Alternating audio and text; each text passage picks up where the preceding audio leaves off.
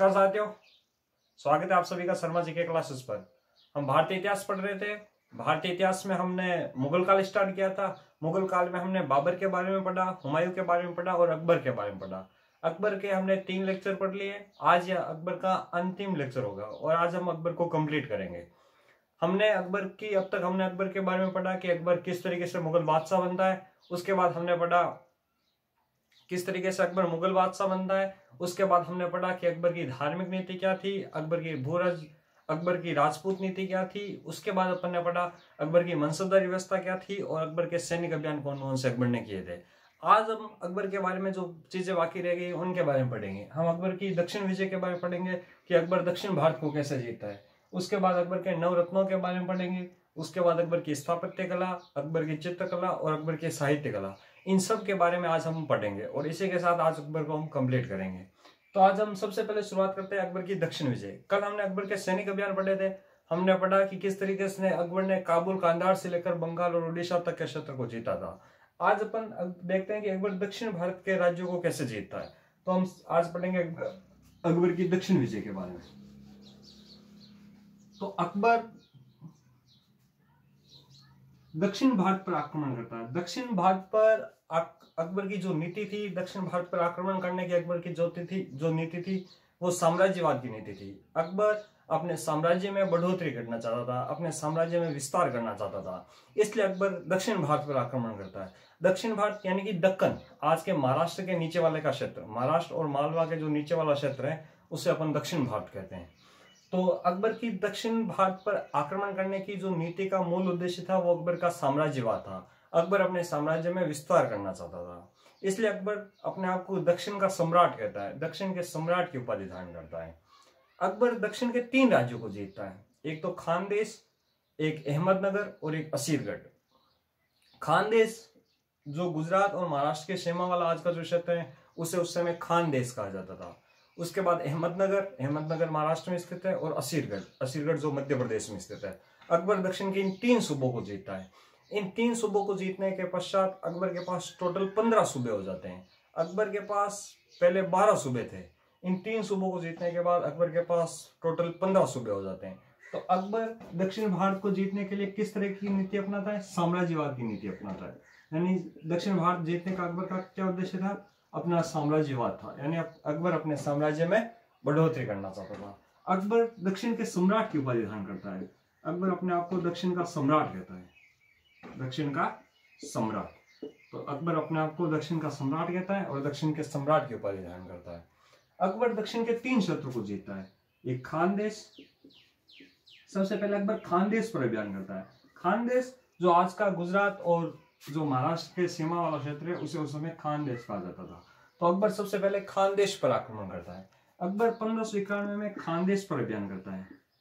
खानदेश का जो समय के जो शासक थे मीर अली खान अकबर से संधि कर देते हैं और एक युद्ध होता ही नहीं है और मीर अली खान अकबर की अधीनता स्वीकार कर लेते हैं। मीर अली खान अकबर की अधीनता स्वीकार कर लेते हैं। इस तरीके से 1591 में अकबर दक्षिण के पहले सूबे खानदेश को जीतता है। 1591 में अकबर खानदेश पर आक्रमण करता है। खानदेश के मीर अली खान अकबर की अधीनता स्वीकार कर लेते हैं और 1591 में इस तरीके से अकबर खानदेश को जीता है। उसके बाद अकबर अहमदनगर पर आक्रमण करता है। दक्षिण के दूसरे सूबे अहमदनगर पर आक्रमण, अहमदनगर महाराष्ट्र में स्थित है।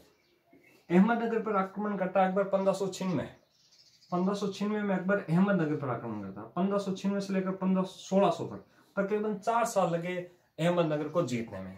अहमदनगर के जो शासक थे बाज बहादुर अंततः अकबर से हार गए और अंततः अकबर ने अहमदनगर को जीत लिया।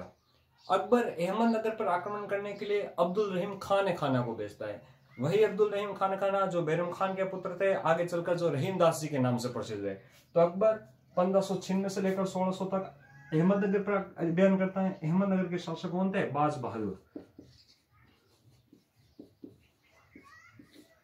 बहादुर को अकबर के सेनापति कौन हराते हैं? अब्दुल रहीम खाना बाज बहादुर को हराते हैं और इसी के साथ अकबर अहमदनगर पर आक्रमण कर लेता है सन 1600 ईस्वी में। अब्दुल रहीम खाना इस तरीके से अकबर दक्षिण के दूसरे सूबे अहमदनगर को जीतता है। सबसे पहले अकबर 1591 में खानदेश पर आक्रमण करता है। उसके बाद अकबर 1596 से 1600 में अहमदनगर को जीतता है। अकबर दक्षिण के तीसरे सूबे असीरगढ़ को जीतता है 1601 में। तो आप इसका स्क्रीनशॉट ले सकते हैं।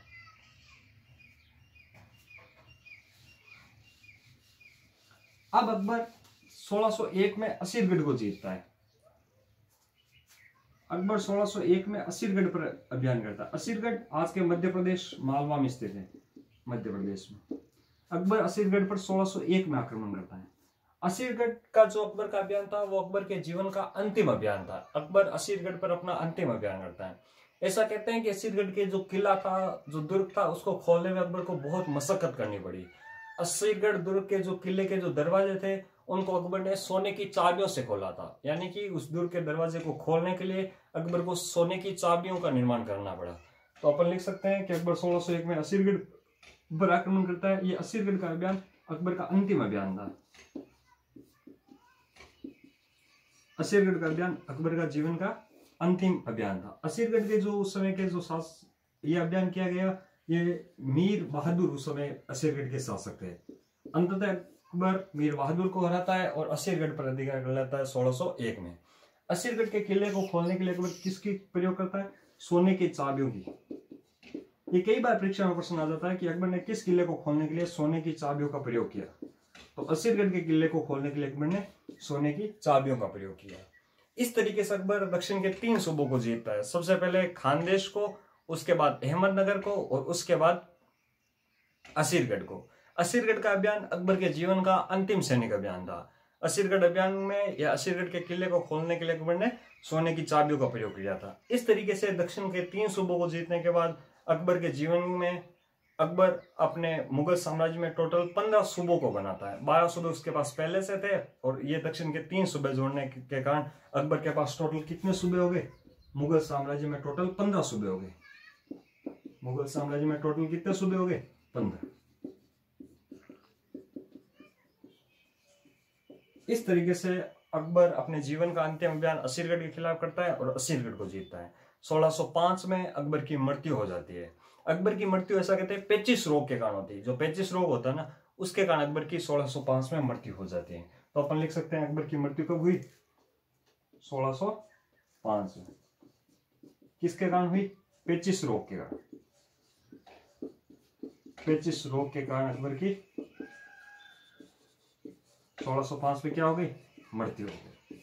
इसी के साथ अकबर अपने जीवन में बहुत सारे युद्धों को लड़ता हुआ अपने बहुत बड़े जो तकरीबन 50 साल का अकबर का जीवन का जो कार्यकाल था, अकबर अपने उस कार्यकाल में ऐसे कई कार्य करता है जो अकबर को कहीं ना कहीं एक बहुत बड़ा भारत का सम्राट बनाता है, भारत का बादशाह बनाता है।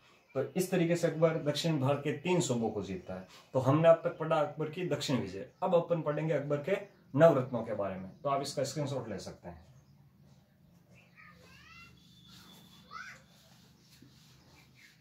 अब अपन पढ़ेंगे अकबर के नवरत्नों के बारे में। अकबर के दरबार के जो नवरत्न थे वो वास्तव में उन सब का बहुत इंपॉर्टेंट है अकबर को इतना महान शासक बनाने में और अकबर को इतनी बुलंदियों पर पहुंचाने में। अकबर के नवरत्न वास्तव में कई किताबों में कई इतिहासकार भी इस चीज को मानते हैं कि अकबर के नवरत्न में वास्तव में 9 ही रत्न थे, लेकिन अकबर के नवरत्नों में वास्तव में 10 रत्न थे, 10 लोग शामिल थे।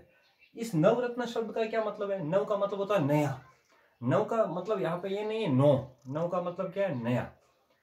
तो नया रत्न, अकबर के दरबार में कोई भी नया रत्न आता, कोई भी नया महान विद्वान आता तो उसे नवरत्न कहा जाता था। नवरत्न, नव का मतलब यहाँ पे है नया, अभिनव, नया। नव का मतलब यहाँ 9 से नहीं है। अकबर के दरबार में कुल 10 रत्न थे जिनको नवरत्न कहा जाता था। तो कोई भी अपन को आज से ध्यान रखना है कि अकबर के दरबार में कितने रत्न थे? 10। वो 10 कौन कौन से थे? पहले हम उन सबके नाम लिख देते हैं। सबसे पहले थे जो थे तानसेन, दूसरे बीरबल, तीसरे अबुल फजल,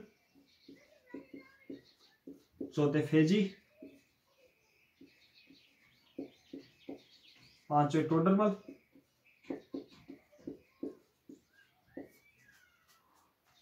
छठे अब्दुल रहीम खाने खाना,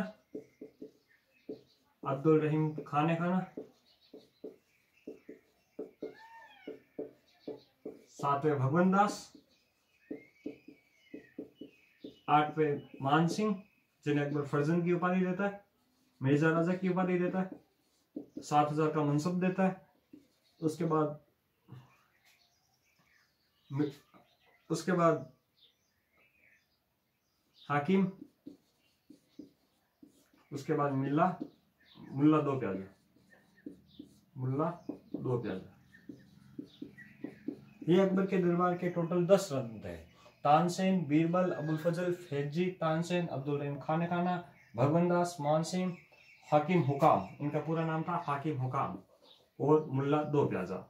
ये वास्तव में अकबर के दरबार के जो 10 रत्न थे।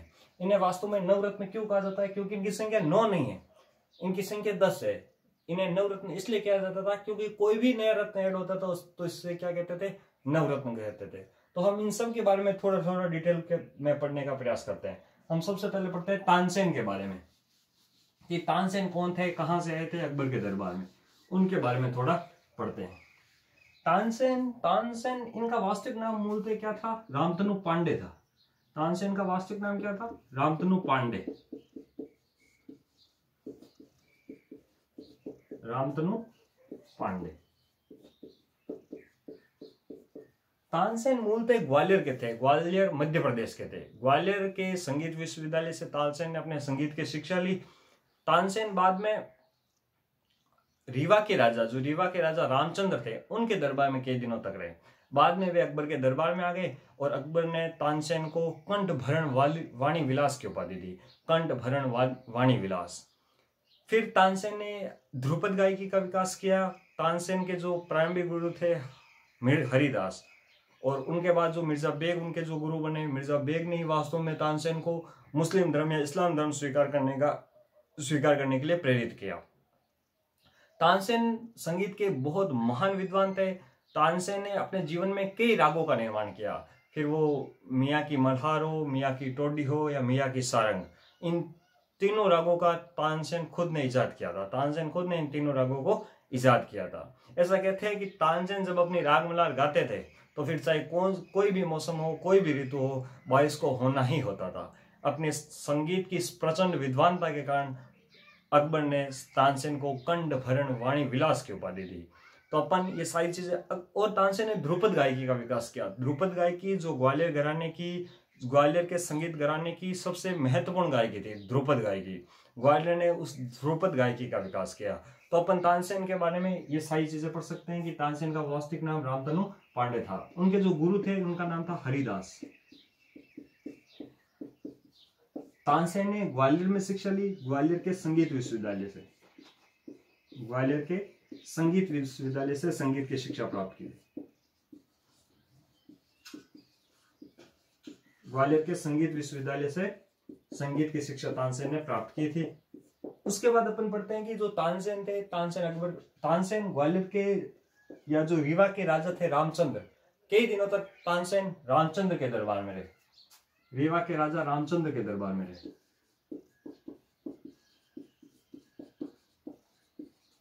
रीवा के राजा रामचंद्र के दरबार में रहे थे प्रारंभ में तानसेन कई दिनों तक। उसके बाद तानसेन अकबर के दरबार में आ गए। अकबर ने तानसेन को कंठ भरण वाणी विलास की उपाधि दी। तो इन तानसेन की उपाधि क्या थी? कंठ भरण वाणी विलास।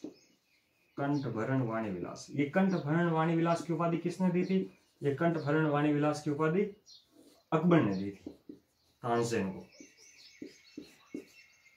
तानसेन ने ध्रुपद गायकी का विकास किया। तानसेन ने कई रागों का विकास किया, जिसमें मियाँ की मल्हार, मियाँ की टोडी और मियाँ की सारंग, ये 3 रागें जो तानसेन ने इजाद की थी। तो तानसेन ने ध्रुपद गायकी का विकास किया। हम लिख सकते हैं कि ध्रुपद गायकी जो ग्वालियर घराने के संगीत की सबसे प्रमुख गायकी थी। ध्रुपद गायकी का विकास किया। उसी के साथ तानसेन ने कई रागों का निर्माण किया, कई रागों का विकास किया। वो फिर मियाँ की मल्हार हो, मियाँ की टोडी हो या फिर मियाँ के सारंग। तो तानसेन कई रागों को इजाद करता है। तो कौन कौन सी 3 प्रमुख राग तानसेन जिसका विकास करता है वो है, एक तो मियाँ की मल्हार, एक मियाँ की टोडी और एक मियाँ की सारंग।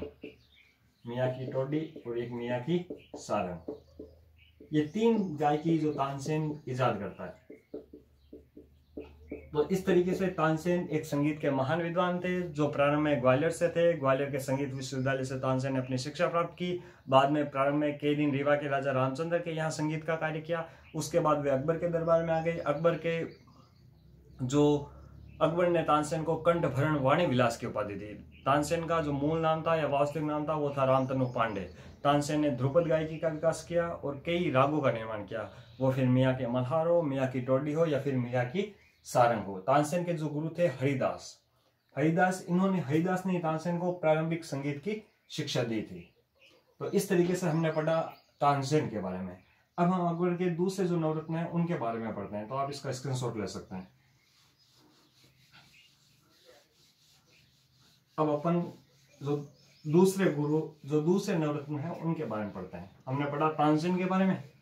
अब अपन पढ़ते हैं बीरबल के बारे में, या जिनका वास्तविक नाम या मूल नाम था महेश दास।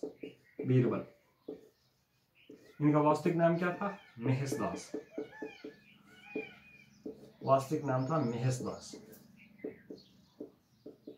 जो बीरबल थे, बीरबल मूलतः नागौर से थे, राजस्थान के नागौर से। नागौर के मकराना के एक कोई गुणावती गांव है, वहां से बीरबल मूल रूप से वहां के निवासी थे।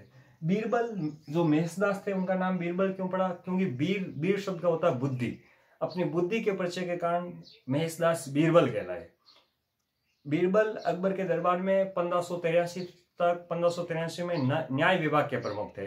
बीरबल अकबर के दाएं हाथ की तरह थे। बीरबल अकबर के बहुत खास आदमी थे। अकबर ने जो अपना दीन इलाही धर्म चलाया, उसको मानने वाले एकमात्र हिंदू कोई थे तो वो बीरबल थे। 1586 में बीरबल की ऐसा कहते हैं कि मृत्यु हो गई। जब 1586 में भगवान दास के नेतृत्व में अकबर कश्मीर अभियान करता है, तो कश्मीर के यूसुफ जयों से लड़ते हुए बीरबल की 1586 में मृत्यु हो गई। आईन अकबरी में अबुल फजल लिखता है कि जब बीरबल की मृत्यु की खबर बादशाह अकबर के पास पहुंची तो अकबर मूर्छित हो गए और अकबर बीरबल की मृत्यु का संदेश सुनकर बहुत अधिक दुखी हुए। तो बीरबल का वास्तविक नाम था महेशदास। बीर शब्द का क्या होता? बुद्धि। अपनी बुद्धि का परिचय देने के कारण महेशदास क्या कहलाए? बीरबल कहलाए। अपनी बुद्धि का परिचय देने के कारण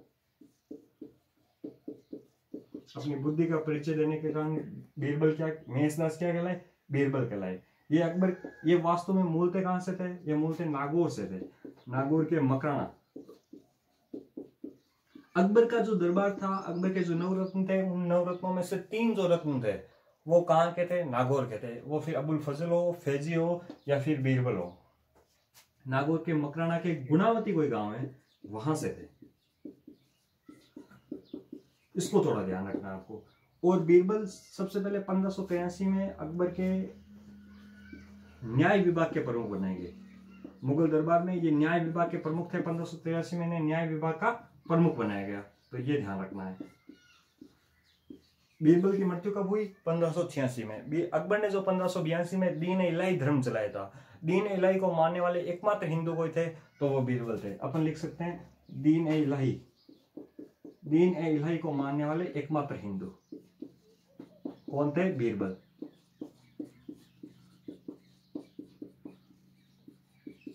अकबर द्वारा चलाए गए दीन इलाही को मानता है बीरबल।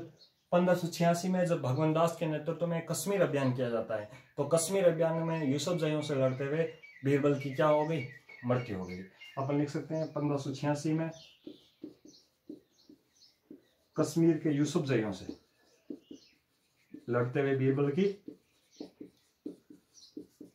यूसुफ जई जो पठान थे उनसे लड़ते हुए बीरबल की मृत्यु हो गई। अकबर बीरबल की मृत्यु से बहुत दुखी हुआ। ये इस बात का उल्लेख अबुल फजल करता है। अबुल फजल अपनी आईन अकबरी में कहता है कि अकबर बीरबल की मृत्यु का समाचार सुनकर बहुत दुखी हुआ। बीरबल की मृत्यु से बहुत दुखी हुए। तो ये अपन को थोड़ी बीरबल के बारे में बेसिक बातें ध्यान रखनी है कि बीरबल का जो वास्तविक नाम था वो महेशदास था। बीरबल नागौर के मकराना से थे। और जो बीरबल क्यों कहलाए? अपनी बुद्धि का परिचय देने के कारण। बीरबल 1583 में अकबर के काल में न्याय विभाग के प्रमुख बनाए गए। अकबर द्वारा जो दीन इलाही धर्म चलाया गया, बीरबल उस दीन इलाही धर्म को मानने वाले एकमात्र हिंदू थे। 1586 में कश्मीर अभियान के दौरान यूसुफजैयों से लड़ते हुए बीरबल की मृत्यु हो गई। और जो बीरबल थे वो बीरबल की जब मृत्यु की खबर जब अकबर के पास पहुंची तो बादशाह अकबर बहुत दुखी हुए, बादशाह अकबर मूर्छित हो गए। तो अपन को बीरबल के बारे में इतनी बातें ध्यान रखनी है। आप इसका स्क्रीनशॉट ले सकते हैं।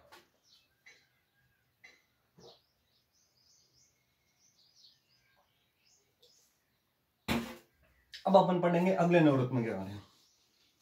हमने तानसेन के बारे में पढ़ा, बीरबल के बारे में पढ़ा। अब अपन पढ़ते हैं अबुल फजल के बारे में। अबुल फजल जिनके पिता का नाम था शेख मुबारक। अबुल फजल भी वास्तव में नागौर के थे। अबुल फजल के जो पिता थे शेख मुबारक, इनके दो पुत्र थे, अबुल फजल और फैजी। ये भी अकबर के नवरत्नों में शामिल हुए थे।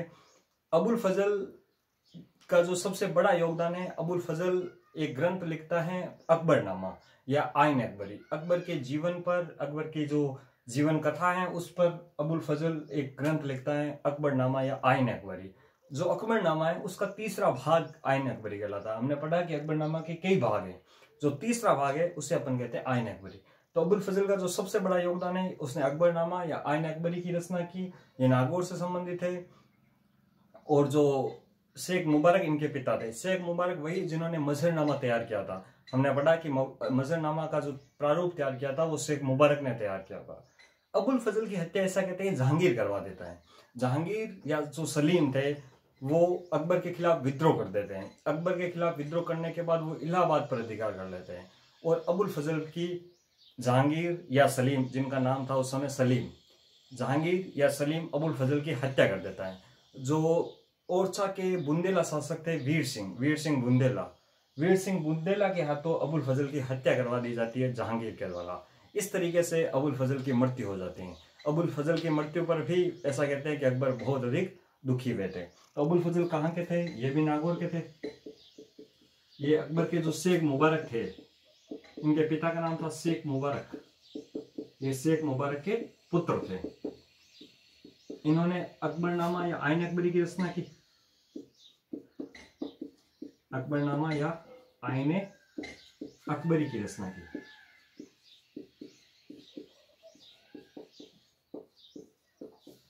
इन्होंने, इनकी जो मृत्यु थी, इनकी मृत्यु किसने करवाई? इनकी मृत्यु या इनकी जो हत्या थी, इनकी हत्या जहांगीर या सलीम के द्वारा करवा दी गई। जहांगीर द्वारा, वो वीर सिंह बुंदेला के हाथों। वीर सिंह बुंदेला के हाथों जहांगीर की हत्या करवा देता है। वीर सिंह बुंदेला के हाथों जहांगीर अबुल फजल की हत्या करवा देता है। इस तरीके से अबुल फजल की हत्या हो गई। अबुल फजल एक और अपना जो ग्रंथ लिखता है आर्य धनिश। ये जो कालिया दमन की कथा है, जो कृष्ण भगवान जो काली नाग का दमन करते हैं, काले नाग का संहार करते हैं, वो जो कथा है उसको फारसी भाषा में अबुल फजल लिखते हैं आर्य धनिश के रूप में। आर्य धनिश ये क्या है? ये कालिया दमन की कथा है। कृष्ण भगवान द्वारा जो कालिया सांप का जो दमन किया जाता है, कालिया दमन की कथा का फारसी अनुवाद करते हैं कौन? अबुल फजल आर्य धनिश के नाम से। ये अबुल फजल का योगदान था। अबुल फजल मूलतः नागौर के थे, नागौर के शेख मुबारक के पुत्र थे और अकबरनामा या आइन अकबरी की रचना करती हैं, जिनकी हत्या जहांगीर द्वारा करा दी जाती है वीर सिंह बुंदेला के हाथों। और ये एक ग्रंथ लिखते हैं आर्य धनिश। तो आप इसका स्क्रीनशॉट ले सकते हैं। अब अपन पढ़ते हैं फैजी के बारे में। फैजी वो अबुल फजल के बड़े भाई थे, शेख मुबारक के पुत्र थे। फैजी भी नागौर से ही थे। तो फैजी ये अबुल फजल के बड़े भाई थे, नागौर से ही थे, शेख मुबारक के पुत्र थे, अबुल फजल के बड़े भाई। फैजी वास्तव में फारसी के बहुत बड़े विद्वान थे। फैजी ने महाभारत का फारसी में अनुवाद किया रज्मनामा के नाम से। इसके अलावा फैजी ने रामायण का फारसी में अनुवाद किया। जो विष्णु शर्मा की जो पंचतंत्र थे उनका फारसी में अनुवाद किया। तो इस तरीके से फैजी फारसी के बहुत बड़े विद्वान थे। ये शेख मुबारक के पुत्र थे, अबुल फजल के बड़े भाई थे। तो ये फारसी के विद्वान थे, फारसी भाषा के विद्वान थे। उस समय मुगल दरबार में फारसी भाषा का बहुत बड़ा योगदान था। फारसी भाषा जो जानता था उसे बहुत अधिक बड़ा विद्वान समझा जाता था। है ना। उस समय एक कहावत भी प्रचलित थी, पढ़े फारसी बेचे तेल ये देखो कुदरत का तेल। अगर आज कोई इंग्लिश भाषा में तेल बेचता तो अपन को कितना औकड़ लगता है यार, देखो इतना खतरनाक इंग्लिश बोल रहा है, तेल बेच रहा है ना। तो उस समय फारसी भाषा का एक बहुत बड़ा रुतबा था। ये कहावत बहुत अधिक फेमस थी कि पढ़े फारसी बेचे तेल ये देखो कुदरत का तेल। तो जो फैजी थे ये फारसी भाषा के विद्वान थे, इन्होंने कई ग्रंथों का फारसी में अनुवाद किया। इन्होंने महाभारत का फारसी में अनुवाद किया, और इन्होंने रामायण का फारसी में अनुवाद किया, और इन्होंने जो विष्णु शर्मा की पुस्तक है पंचतंत्र, इन तीनों का फारसी में अनुवाद किया। जो महाभारत का इन्होंने फारसी में अनुवाद किया वो रज्मनामा के नाम से किया, रज्मनामा। तो रज्मनामा क्या है? महाभारत का फारसी अनुवाद। जो महाभारत का फारसी अनुवाद रज्मनामा है, रज्मनामा के नाम से फैजी ने महाभारत का फारसी में अनुवाद किया। इसी के साथ इन्होंने रामायण का भी फारसी में अनुवाद किया और पंचतंत्र का भी फारसी में अनुवाद किया। तो ये फैजी के बारे में अपन को ध्यान रखना है कि ये फारसी भाषा के बहुत बड़े विद्वान थे। इन्होंने कई किताबों या कई पुस्तकों का फारसी भाषा में अनुवाद किया। अगले जो है वो है, अपन पढ़ सकते हैं भगवंत दास। भगवंत दास आमेर के भारमल के पुत्र थे। अकबर भगवंत दास को अमीर उल उमरा की उपाधि देता है, अमीर उल उमरा, है ना। अकबर के कई सैनिक अभियान भगवंत दास के नेतृत्व में होते हैं, वो फिर रणथंभौर अभियान हो या फिर मेवाड़ अभियान हो या फिर कश्मीर का अभियान। कश्मीर अभियान में 1586 में भगवंत दास की मृत्यु हो जाती है। अकबर भगवंत दास को अपना 5000 का मनसबदार बनाता है, 5000 का मनसब देता है। अकबर भगवंत दास को अमीर उल उमरा की उपाधि देता है। इस तरीके से भगवंत दास, हम भगवंत दास के बारे में और अधिक डिटेल में पढ़ेंगे जब हम राजस्थान में आमेर का इतिहास पढ़ेंगे। उस समय हम भगवंत दास के बारे में और सारी चीजें पढ़ेंगे। और जो एक जो थे वो थे मान सिंह, इन्हीं भगवंत दास के पुत्र थे मान सिंह। भगवंत दास अपनी पुत्री मानबाई का विवाह सलीम या जहांगीर से करता है। आगे चलकर उनसे खुसरो पैदा होता है, जिनकी हत्या जहांगीर खुद करवा देता है। मान सिंह को अकबर फर्जंद की उपाधि देता है, फर्जंद यानी कि बेटा, बेटे की उपाधि देता है, और मिर्जा राजा की उपाधि देता है। मिर्जा राजा की उपाधि कब देता है? जब मान सिंह काबुल या कांधार का अभियान करता है 1581 में, उस समय मिर्जा राजा की उपाधि देता है। और मान सिंह को क्या देता है? 7000 का मनसबदार बनाता है। मान सिंह को अकबर अपना 7000 का मनसबदार देता है। हमने कल पढ़ा था कि अकबर के दरबार में केवल 2 लोगों को ही 7000 का मनसबदार था, एक तो खान आजम मिर्जा अजीज कोका और एक मिर्जा राजा मान सिंह। तो आप इसका स्क्रीनशॉट ले सकते हैं, फैजी, भगवंत दास और मान सिंह। अब अपन पढ़ेंगे जो और 2-3 नवरत्न रह गए हैं उनके बारे में।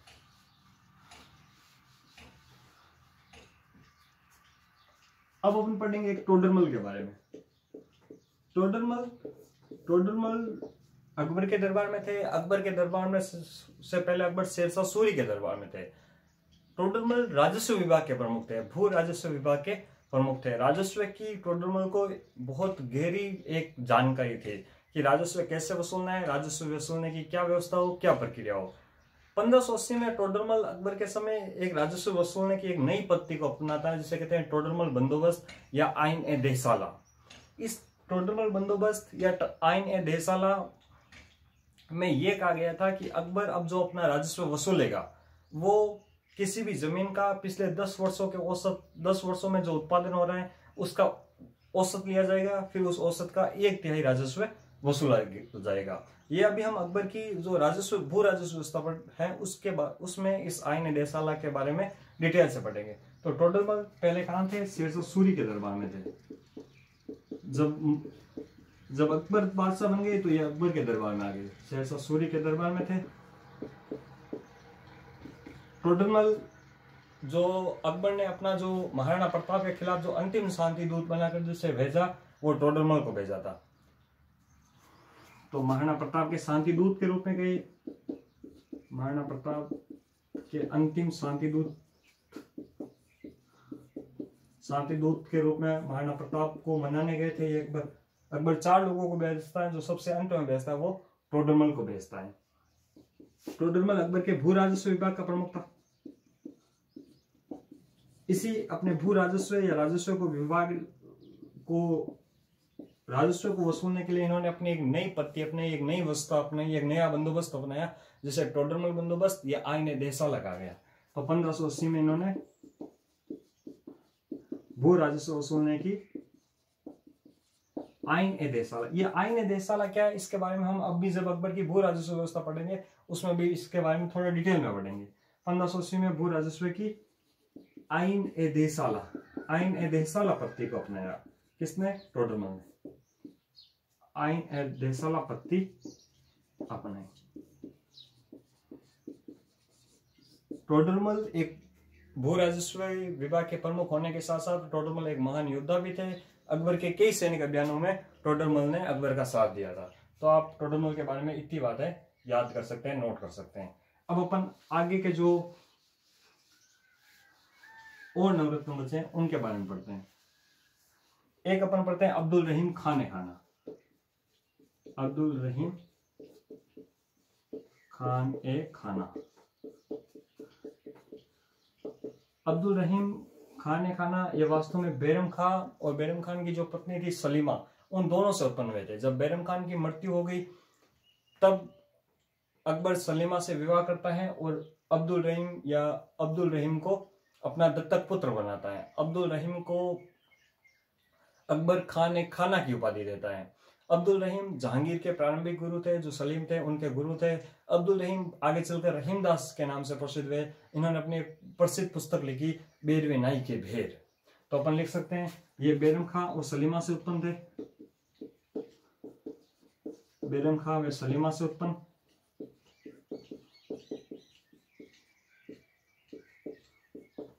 और अकबर ने इन्हें अपना दत्तक पुत्र बनाया। अकबर ने अब्दुल रहीम को क्या बनाया?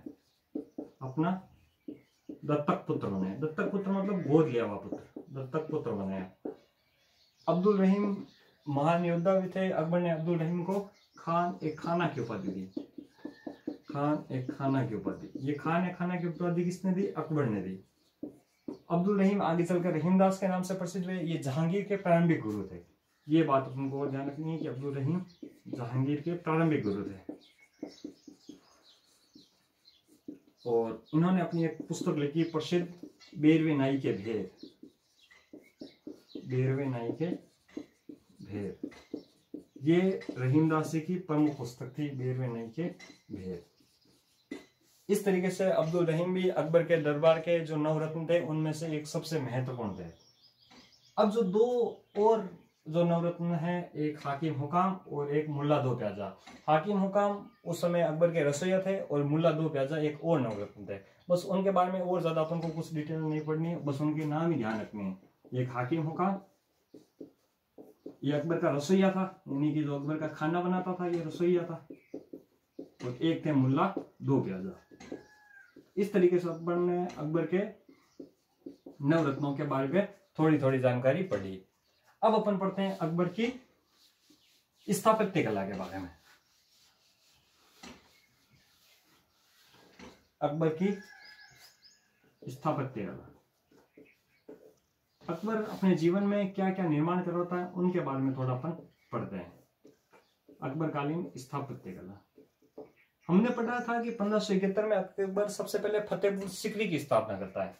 सबसे पहले अकबर फतेहपुर सीकरी की स्थापना करता है। फतेहपुर सीकरी की स्थापना कब करता है? 1571 में।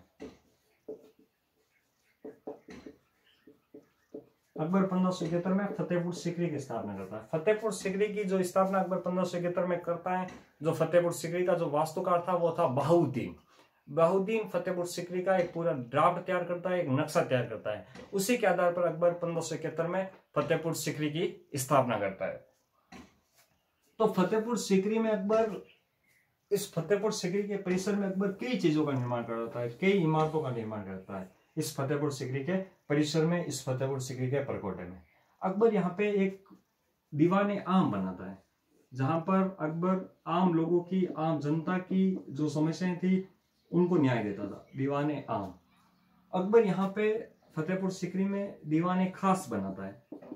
दीवान खास क्या होती थी? दीवान खास जहां पर अकबर अपने मंत्रिमंडल या कैबिनेट की बैठक करता था, यानी कि कुछ चुनिंदा लोग जो अकबर के बहुत खास थे उनके साथ अकबर इस दीवान खास में अपनी गुफ्तगू करता था।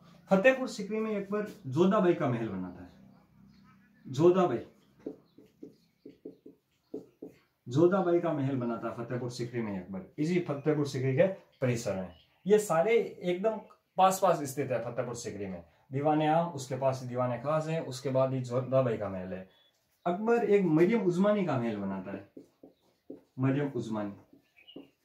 मरियम उस्मानी जो हरकाबाई की उपाधि थी अकबर ने दी थी मरियम उस्मानी।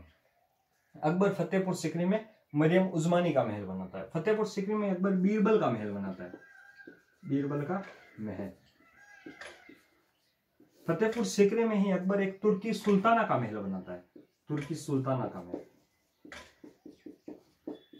तुर्की सुल्ताना का महल बनाता है। जोधाबाई का महल बनाता है, मरियम उस्मानी का महल बनाता है, दीवाने आम बनाता है, दीवाने खास बनाता है, बीरबल का महल बनाता है, तुर्की सुल्ताना का महल बनाता है।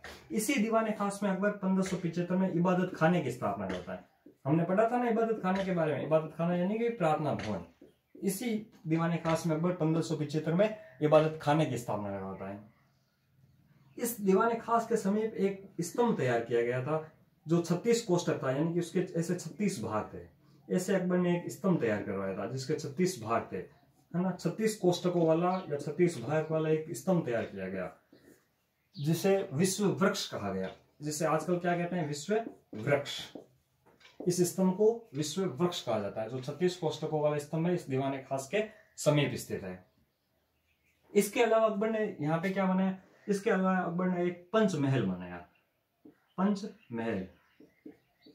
इस तरीके से अकबर ने एक पंचमहल बनाया। यहाँ पे फतेहपुर सिकरी में अकबर ने क्या बनाया, एक पंचमहल। ये पंचमहल एकदम स्तंभों पर है, यहाँ पे दीवारें नहीं है, स्तंभ है। स्तंभों के ऊपर एक और महल बनाया स्तंभों का, उसके ऊपर एक और स्तंभों का महल। इस तरीके से पांच माला है या 5 मंजिला है, 5 मंजिला स्तंभों का एक महल है। इसे क्या कहा गया, पंचमहल। अकबर फतेहपुर सिकरी में ही एक पंचमहल का निर्माण करवाता है। ये स्तंभों से निर्मित है, यहाँ पे दीवार नहीं है। इस जो फतेहपुर सिकरी में अकबर एक सलीम चिश्ती, शेख सलीम चिश्ती की दरगाह बनाता है, शेख सलीम चिश्ती की दरगाह। इस शेख सलीम चिश्ती की दरगाह को जो लाल पत्थर से बनाता है अकबर, बाद में सलीम या शाहजहां इसे संगमरमर में परिवर्तित करा देता है। इस पर इसे पूरे तुड़वा कर इसे संगमरमर से निर्मित करवा देता है। और अकबर यहाँ पे क्या बनाता है, अकबर यहाँ पे एक बुलंद दरवाजा बनाता है। जब अकबर गुजरात विजय करता है, गुजरात विजय के उपलक्ष्य में अकबर फतेहपुर सिकरी में बुलंद दरवाजे का निर्माण करवाता है। बुलंद दरवाजा ये अर्धगुंबदी शैली में निर्मित है और विश्व का सबसे बड़ा दरवाजा है बुलंद दरवाजा। ये बुलंद दरवाजा कब बनाता है, जब अकबर गुजरात विजय करता है। तो गुजरात विजय के उपलक्ष्य में अकबर फतेहपुर सिकरी में बुलंद दरवाजा बनाता है। ये विश्व का सबसे बड़ा दरवाजा है, विश्व का सबसे बड़ा दरवाजा है। और ये अर्धगुंबदी शैली में निर्मित है, अर्धगुंबदी शैली में निर्मित है, मतलब आधा गुंबद है ऊपर। तो इस तरीके से अकबर फतेहपुर सिकरी में इतनी चीजें बनाता है। जोधाबाई का महल बनाता है, मरियम उस्मानी का महल बनाता है, बीरबल का महल बनाता है, तुर्की सुल्ताना का महल बनाता है, दीवाने आम बनाता है, दीवाने खास बनाता है, पंचमहल बनाता है, शेख सलीम चिश्ती की दरगाह बनाता है और बुलंद दरवाजा बनाता है। यहाँ पे अकबर एक छतरी बनाता है जिसे कहते हैं ज्योतिष की छतरी। अकबर फतेहपुर सिकरी में ही इसी परिसर में एक ज्योतिष की छतरी बनाता है। ज्योतिष की छतरी जो हिंदू शैली में निर्मित है, किसी ज्योतिष की एक कोई छतरी है, तो ज्योतिष की छतरी भी बनाता है फतेहपुर सिकरी में।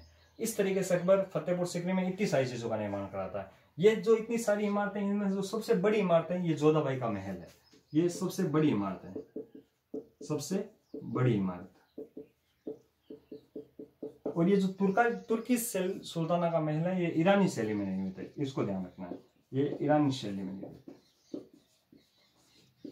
तो आप इसका स्क्रीनशॉट ले सकते हैं कि अकबर फतेहपुर सिकरी में इतनी चीजों का निर्माण करता है, इतनी इमारतों का निर्माण करवाता है।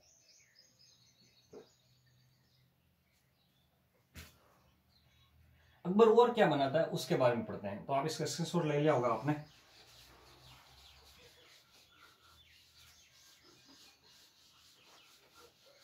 और अकबर कई चीजों का निर्माण करवाता है। अकबर अपने जीवन में मोटे मोटे 6 दुर्गों का निर्माण करवाता है, 6 किलों का निर्माण करवाता है। 6 किले कौन कौन से बनाता है, तो 6 किला, एक तो आगरा का किला बनाता है, एक अजमेर का किला बनाता है, एक आगरा में किला बनाता है, एक अजमेर में किला बनाता है, और अकबर एक इलाहाबाद में किला बनाता है, इलाहाबाद यानी कि आज का प्रयागराज। एक लाहौर में अपना किला बनाता है, एक फतेहपुर सिकरी में बनाता है,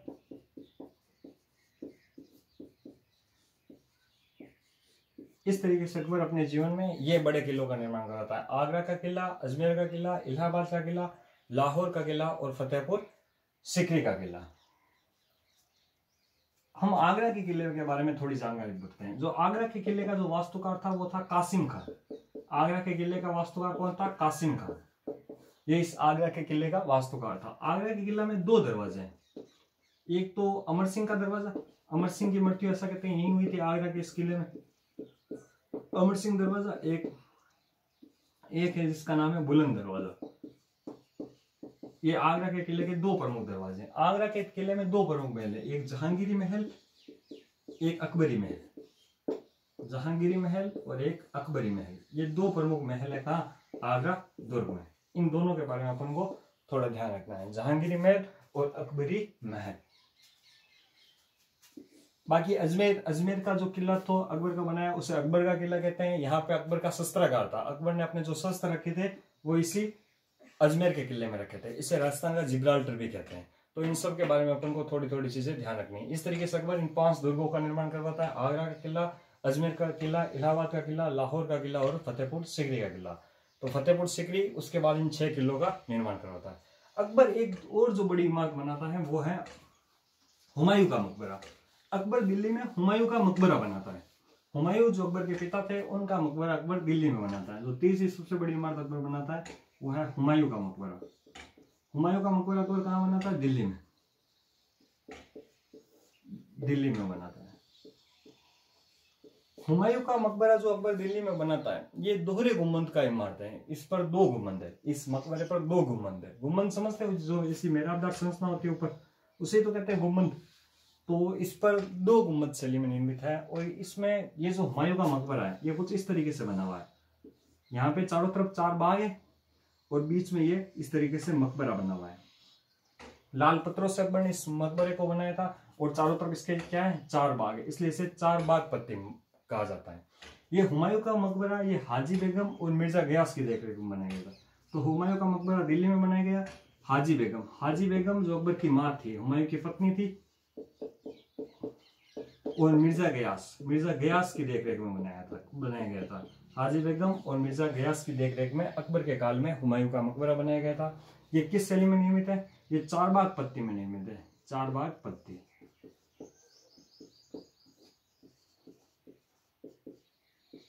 इस मकबरे के ऊपर क्या है? 2 गुंबद है। इस तरीके से 2 गुंबद है। तो ये दोहरे गुंबद की भारत की क्या है? पहली इमारत है। इस तरीके से ऊपर 2 गुंबद है। तो दोहरे गुंबद की भारत की पहली इमारत, दोहरे गुंबदों वाली भारत की पहली इमारत। हालांकि इसके बाद में ऐसी कई इमारतें बनी जिस पर 2 गुंबद है, यानी कि दोहरे गुंबद है। तो ये जो इमारत थी ये दोहरे गुंबद की पहली इमारत है। 4 बाग पत्ती में निर्मित है। हाजी बेगम और मिर्जा गयास की देखरेख में निर्मित है। ये लाल पत्थरों से निर्मित है।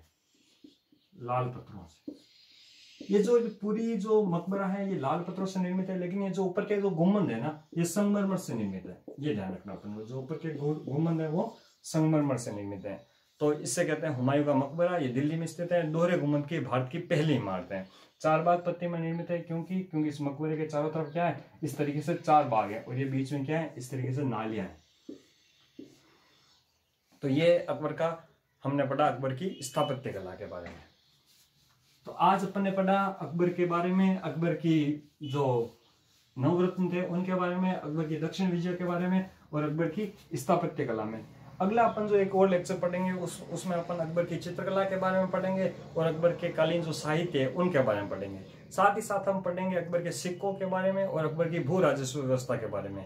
और इसके साथ हम पढ़ेंगे सलीम के विद्रोह के बारे में। तो आप बने रहिएगा हमारे साथ। इसी के साथ बहुत बहुत धन्यवाद। Please like, share and subscribe. और आप सभी का बहुत बहुत धन्यवाद वीडियो को पूरा देखने के लिए। धन्यवाद।